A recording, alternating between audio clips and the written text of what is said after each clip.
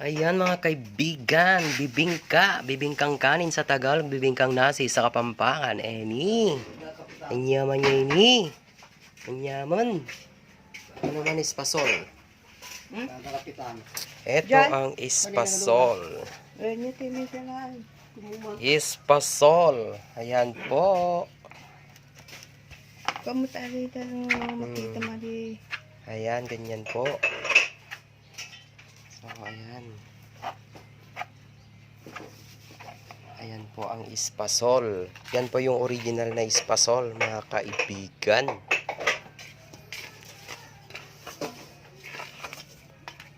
Ayan po ang mga handa ninyo. Yan, nakaredy na po. Ang daming lulutuin. Order pala yan. Handa ninyo.